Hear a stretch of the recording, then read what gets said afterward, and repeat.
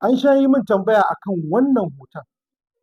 duk da na san cewa akwai waɗanda suke da matsala mai kama da irin wannan amma a haƙoran baya ne ba a haƙoran gaba ba. Amma an fi samun irin wannan matsalan a haƙoran gaba.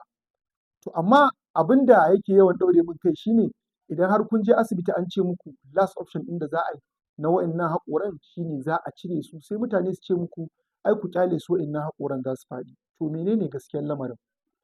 Asali idan yaro ya kai shekara 6 zuwa shekara 8 waɗannan haƙoran nashi da na sama da na ƙasa waɗanda suke na gaba ana tunanin a wannan lokacin na girman shi sun fito, na yarintar shi sun faɗi.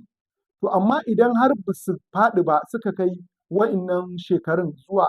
9 zuwa 10 za ka iya tadda cewa haƙoran yarintar shi suna nan kuma haƙoran girman shi suna nan, shi ne sai ya ba da wannan abin da kake gani a jikin wannan hoton, ko dai a haƙoran baya ko kuma a haƙoran gaban shi kamar yadda kuke gani. Idan kun je asibiti za a ce za a ɗauki hoton gurin a ga wane haƙori ne daga ciki na yarintar shi, duk da dai musamman waɗannan da ka gani haƙoran baya ne na girman shi, haƙoran gaba shi ne na yarintar shi.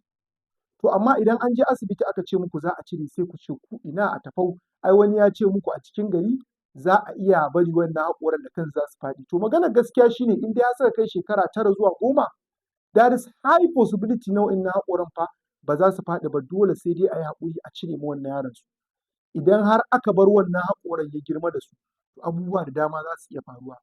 musamman kyan suran halittar shi za ta iya ɓaci, ku ga cewa kyan suran halittar shi idan ya yi dariya shi kanshi confidence ɗin da yake samu cikin shiga jama'a bai jin daɗi kwata-kwata. Don haka tun a wannan lokacin yana da kyau a cire, domin idan ya girma waɗannan haƙoran idan za a gyara su to ko bayan an cire na yarintai ya yi jinyar cire na yarinta to dole fa a sa kuɗi masu tsada a sa mai braces domin a dawo da tsayuwan haƙorin, wanda muna magana ce ta 600, 700, 800, miliyan 1 ya danganta da yanayin yanda aiki ya bada. A yanzu fa kenan kafin tenuwa ta biyu, wannan shi ne, Allah ya sa mu dace.